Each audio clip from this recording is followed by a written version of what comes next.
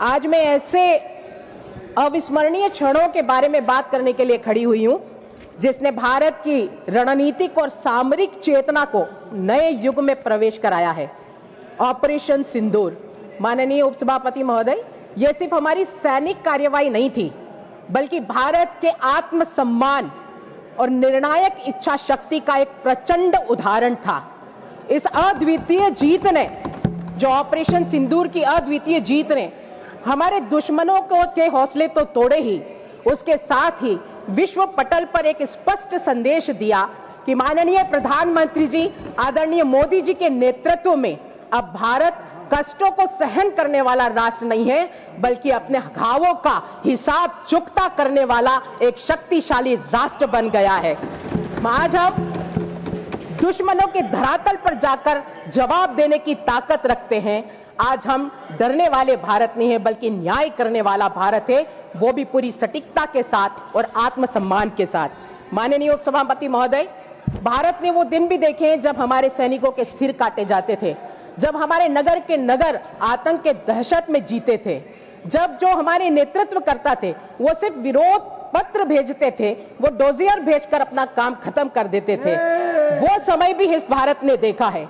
और अब ये 2014 का जो भारत है, वो माननीय मोदी जी के सशक्त नेतृत्व वाला भारत है, जिसने ये बता दिया कि आज अगर हमारे भारत की तरफ कोई बुरी नजर से देखेगा तो उसके घर में घुसकर जवाब देने की ताकत भी हमारा भारत रखता है। आज माननीय मोदी जी के नेतृत्व में पूरे विश्व को यह बता दिया कि युद्ध भूमि में गीता की गुंजार जरूरी है और इन दुष्ट आतंकवादियों का संहार जरूरी है। माननीय उपसभापति महोदय, अभी बहुत सारे कांग्रेस के लोग सिलेंडर सिलेंडर सिलेंडर बोल रहे थे। अभी हमारे माननीय सदन नेता आदरणीय नड्डा जी ने बहुत अच्छी तरीके से बहुत सारे उदाहरण उनके सामने प्रस्तुत किए। मैं भी कुछ बातें कहना चाहूंगी। रेलवे सीरियल बम ब्लास्ट उस समय हुआ था 2006, क्या हुआ? सरेंडर। हैदराबाद मॉल की घटना, क्या हुआ? सरेंडर। पूना जर्मन बेकरी की घटना, क्या हुआ? सरेंडर। कर्नाटक बेंगलोर के मॉल में बम ब्लास्ट, क्या हुआ? सरेंडर। और 26/11 की घटना ताज की, क्या हुआ? सरेंडर। ये दुनिया देख रही है कि सरेंडर कौन कर रहा है और एक्शन कौन ले रहा है। 2014 के बाद माननीय मोदी जी के द्वारा जब सर्जिकल स्ट्राइक की गई तो हमने सारे अड्डों को उड़ा दिया। इसको कहते हैं एक्शन। हमने बालाकोट एयर स्ट्राइक करके उनकी रीढ़ की हड्डी को तोड़ा, इसको कहते हैं एक्शन। और पहलगांव की घटना का बदला लेते हुए ऑपरेशन सिंदूर के माध्यम से उनके 9 के 9 आतंकी ठिकानों को खत्म कर दिया, इसे कहते हैं एक्शन। ये सारी दुनिया जान रही है कि सरेंडर कौन है और एक्शन कौन कर रहा है। अब मैं इनसे एक सवाल पूछना चाहती हूं। जब बम ब्लास्ट हुआ था ताज होटल में, और वो घटना से पूरा देश बहुत दुखी था, लेकिन उस समय तत्कालीन कांग्रेस के जो महाराष्ट्र के मुख्यमंत्री जी थे, वो उस घटना के दिन एक डायरेक्टर निर्माता को लेकर उस घटना स्थल पर जाते हैं। मैं इन लोगों से पूछना चाहती हूं कि वो संवेदना व्यक्त करना चाहते हैं, संवेदना व्यक्त करने के लिए वहां जाते हैं कि फिल्म की स्क्रिप्ट लिखने के लिए जाते हैं? देश के 140 करोड़ जनता इनसे जवाब पूछना चाहती है कि फिल्म निर्माता को लेकर उस दिन वो ताज होटल में क्या करने के लिए गए थे। ये आज सवाल पूछते हैं, इनको शर्म आनी चाहिए, क्योंकि ये मोदी जी की नेतृत्व वाली सरकार है जो रक्षा करना भी जानते हैं। आज अभी बहुत लोगों ने पूछा कि इस मिशन का नाम सिंदूर क्यों रखा। मैं धन्यवाद देती हूं माननीय प्रधानमंत्री जी को, जिन्होंने इस ऑपरेशन का नाम सिंदूर रखा, क्योंकि सिंदूर का एक भावनात्मक महत्व है, एक सांस्कृतिक महत्व है। और इस घटना के बाद इस ऑपरेशन का नाम सिंदूर रखकर इस सैन्य कार्रवाई को भावनात्मक प्रतिज्ञा से जोड़ने का काम माननीय प्रधानमंत्री जी ने किया है, इसलिए मैं साधुवाद करती हूं। हम भूले नहीं है पहलगाम की उस घटना को, जब आतंकवादियों ने हमारी बहनों के सिंदूर को पोंछा था। हम जानते हैं कि क्या वेदना हुई होगी। उन आंखों के 2 आंसू से सारा समुद्र हारा है, जब मेहंदी वाले हाथों ने मंगल सूत्र उतारा है। माननीय महोदय, उनकी आंखों के एक एक आंसू का, उनकी सूनी मांग का बदला इस ऑपरेशन सिंदूर के माध्यम से भारत ने लिया है, माननीय प्रधानमंत्री जी ने लिया है। हम इस ऐतिहासिक ऑपरेशन में हमारे सशस्त्र बलों ने भी जो समन्वय पराक्रम दिखाया है, वो विश्व के लिए एक उदाहरण है। हम उसके लिए भी बहुत बहुत धन्यवाद हमारी सेना का करते हैं। इस 22 मिनट में 22 अप्रैल की घटना का हमने जो बदला लिया है, उसके लिए हम सभी लोग हमारी सैन्य की ताकत को साधुवाद करते हैं।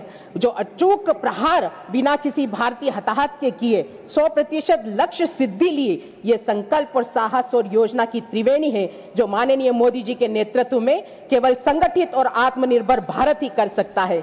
आज हमारी सेनाएं ब्रह्मोस, आकाश, रुद्रम जैसे स्वदेशी मिसाइलों से सुसज्जित है और ऑपरेशन सिंदूर ने यह सिद्ध कर दिया कि विदेशी हथियारों की आड़ में छिपे हमारे पड़ोसी अब हमारे सामने टिक नहीं सकते।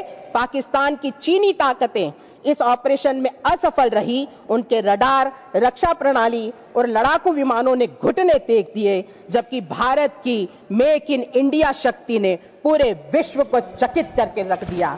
माननीय महोदय, ऑपरेशन सिंदूर ने भारतीय स्वदेशी प्रौद्योगिकी और चीनी निर्यातित हथियारों के बीच एक शानदार वास्तविक विश्व तुलना प्रदान की है और मुझे ये बोलते हुए बहुत गर्व है कि आज हमारे शस्त्र टेस्टेड भी है और वर्ल्ड स्तर पर ट्रस्टेड भी है। आज हमारे स्वदेशी हथियारों ने सारे विश्व को बता दिया कि भारत का नेतृत्व अब भारत के लोगों की रक्षा करना बहुत अच्छे से जानता है। माननीय महोदय, मैं अपनी सेना की उन कार्रवाई के साथ ये भी बताना चाहूंगी कि ऑपरेशन सिंदूर के द्वारा जिन ठिकानों पर प्रहार किया गया, वो पाकिस्तान में जो आतंक की यूनिवर्सिटी चल रही थी उनको तबाह करने का काम किया। लेकिन हमारी दुनिया में जैसे बड़ी बड़ी यूनिवर्सिटी के फॉरेन कैंपस भी होते हैं, आजकल पाकिस्तान भी हमारे एक दूसरे पड़ोसी देश में ओवरसीज कैंपस खोलने का प्रयास कर रहा है, लेकिन वो भी किसी धोखे में न रहे। माननीय प्रधानमंत्री जी ने बता दिया कि कोई भी हो, आतंक कहीं से भी आए, उसका भी वही हाल होगा जो पाकिस्तान का हुआ है, क्योंकि अब भारत झुकेगा नहीं, डरेगा नहीं, आतंकवाद को खत्म करके रहेगा। अब आतंकवाद को खत्म करते हुए माननीय मोदी जी की विकसित भारत की यात्रा हमारी शुरू होती है और मैं पूरे सदन से यह कहना चाहती हूं कि इस यात्रा में सहभागी बने और भारत की इस विजय के प्रति आप सबको उत्साहित होना चाहिए। इस सदन से एक दुनिया को संदेश देना चाहिए कि भारत अब सशक्त राष्ट्र है। माननीय मोदी जी के नेतृत्व में आप भारत आतंकवाद को जड़ से खत्म करके रहेगा। बहुत बहुत धन्यवाद। धन्यवाद।